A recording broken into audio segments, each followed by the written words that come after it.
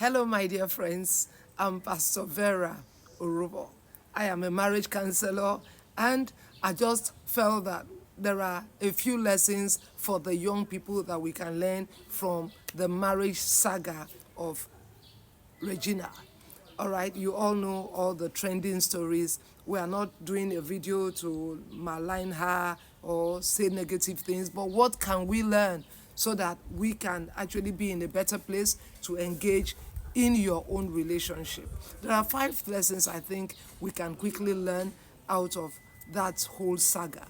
Number 1, be careful about age difference. I always tell young people when they come to me for counseling, don't marry somebody that is a generation gap away from you in terms of age. I mean, there are things you people can talk about, there are things you people can discuss, you people can see certain things from the same perspective because of just the massive age difference.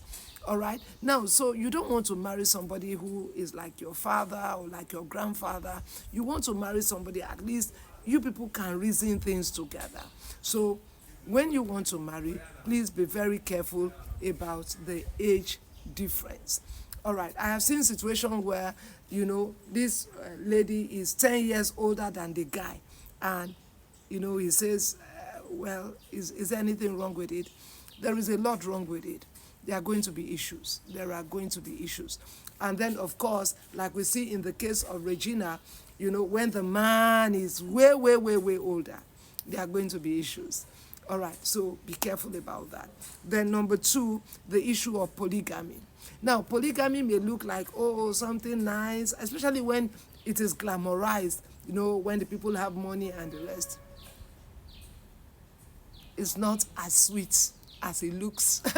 I'm a product of polygamy. I know what I'm talking about. Now, so you just want to be careful not to go into a polygamous marriage. And sometimes when you are going in, you are the latest madam, okay? So the promise is that you are going to be the last. It never works. I mean, a young lady told me the other time, this one also has married a man that was way, way, way, way older. At one point, I didn't want to stay in the marriage again. She was telling somebody. And the person said, you go still. Why? He said, because the man promised me. He promised me that I was going to be the last wife. Hello? That's what he promised the other last wife and the other last wife. And that's how we keep promising. So you see, it doesn't make sense for you to carry yourself in this spiritually hot world. You carry yourself into a battleground where you don't have the means to fight the battle. Because that you are going into polygamy in the first place means that from God end, the battle go tough. Now, so you have to be careful about that. No matter the attraction, stay away from polygamy. Then the third thing I want to say is be careful about putting all your issues out there in the public space. I know there's a big temptation for this generation. Everything has to go on social media. Oh, do you know he just gave me a ring? You have posted it. Oh, we are going to Milan for a cruise. You have posted it. Everything you are posting. Let me tell you, not everybody is happy with your happiness. Bear that in mind. There are people there, when they see that you are doing well, it pains them.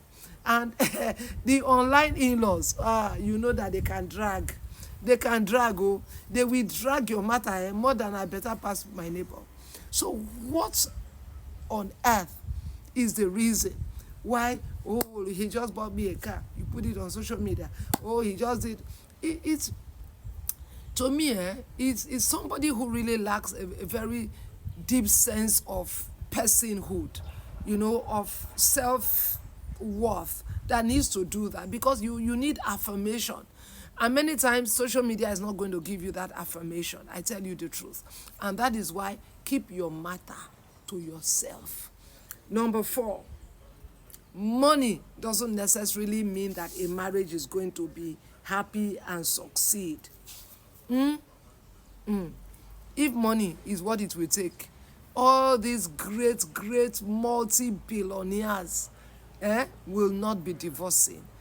all them, I don't want to call people's names, okay? All these ones, they are on Forbes, the richest men in the world. Their marriages won't be crashing. Their marriages won't be crashing if it was about money. So this ideology that tells you that, oh, once I marry him and because we have money, we are going to, money doesn't equals marriage. Am I saying that marriage is not, money is not important? Perish the thought. Nobody knows like I do how important money is, especially because I grew up in a very poor home.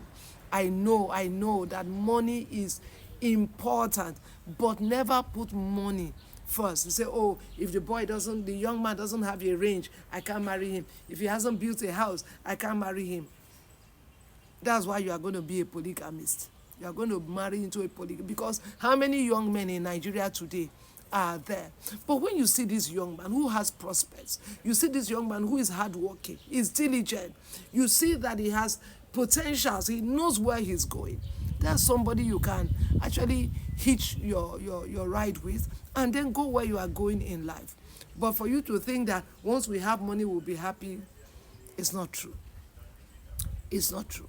But I pray that every marriage will have money, because money actually is important. All right, but marry somebody you love, marry somebody you care about. Don't marry because of money. Don't marry because of money. Don't marry because of money. After a while, the sadness you feel will be way too weighty for the money to bring the cure. Then the final thing I want to say is seek God's will. Seek God's will before you go into marriage. Don't just jump in because, handsome, check. Good job, check. My tribe, check. Don't just do that to yourself. Seek God's will. God wants to direct you. He wants to order your footsteps to that right person that you should spend the rest of your life with. And there is that significant person. I pray for you that God will strategically position you to be at the right place at the right time, to meet that significant person that you will spend the rest of your life with. I pray that your life will not become that life that they will use to be teaching younger people how not to marry. May your own story be how to teach the younger people on how to marry. I pray for you that you would walk with God's wisdom, and may the Lord bless you. Thanks for listening, and God bless you.